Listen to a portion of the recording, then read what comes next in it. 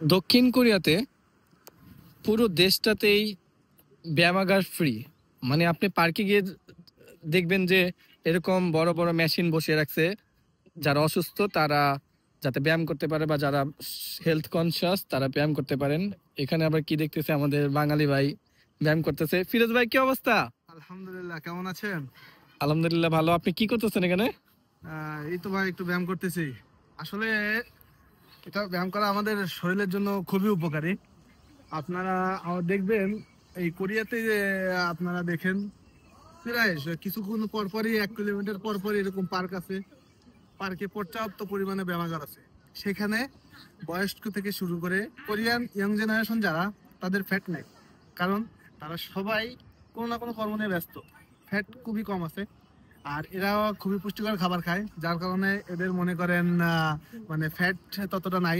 কিন্তু তারপরেও প্রতিটা পার্কে মানুষের জনগণের সুবিধার্থে স্বাস্থ্য সচেতনতার ক্ষেত্রে চিন্তা করে গভর্নমেন্ট প্রতিটা পার্কে এরকম দেখেন এরকম ভাবে ব্যায়ামের জন্য মেশিন বসিয়ে রাখছে। প্রতিটা সেক্টর প্রতিটা পার্কে এটা পাবে। এমনকি কিছু কিছু পার্ক আছে যেখানে শুধু ব্যায়াম স্পেশাল, শুধু ব্যায়ামের পর্যাপ্ত মেশিন থাকে। এমনকি দূরে যে পাহাড়ের উপরেও চূড়ায় যাবেন, চূড়ায় গেলেও দেখা যাবে ব্যায়াম। পাহাড়ের উপরে যে ব্যায়ামের সিস্টেম আছে, ব্যায়ামের যে মেশিনগুলো আছে, এগুলো আপনাদের পরে দেখাবো, অবশ্যই আমরা একদিন দেখাবো। কিন্তু আমার কথা হচ্ছে, দেখেন এরা জনগণের কত চিন্তা করে।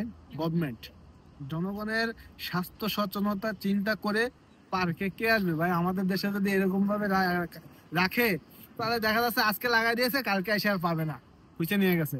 আসলে এটা কার দোষ? সরকারের দোষ? কখনোই না, সরকারের দোষ না, এটা হচ্ছে আমাদের জনগণের দোষ। সো এই জনগণের যে দোষ, আসলে যে মনে করেন আজকে যদি রেখে যায়, কালকে যদি না পায়, এটা কে দায়? গভর্নমেন্ট দায়। কারণ কেন? যে চুরি করতে আসবে, যদি তার একটা কর্মস্থলের ব্যবস্থা হতো, তাহলে কিন্তু সে চুরি করতে আসতো না। কারণ যদি কেউ চুরি করে কোনো জিনিস, যে কোনো জিনিস, সে কিন্তু একদম না ঠেকার কারণে, না পেরে তারপরে চুরি করে। সো এর জন্য পর্যাপ্ত কর্মসংস্থান আমাদের দেশে দরকার।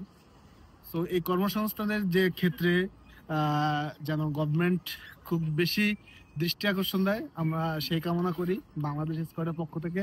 আর হ্যাঁ, প্রত্যেকটা প্রবাসী ভাইয়ের জন্য আমাদের শুভকামনা। আপনারা ভালো থাকুন, সুস্থ থাকুন, এবং যারা যে দেশে আসেন, আপনার যদি এরকম পর্যাপ্ত পার্ক থাকে, কাজের ফাঁকে যে সময়টুকু পান, অবশ্যই একটু পার্কে ঘোরাফেরা করুন, একটু ব্যায়াম করুন। দেখবেন শরীর ভালো থাকবে, মন ভালো থাকবে, নিজেও ভালো থাকবেন, পরিবারের সবাই ভালো থাকবেন। আল্লাহ হাফেজ।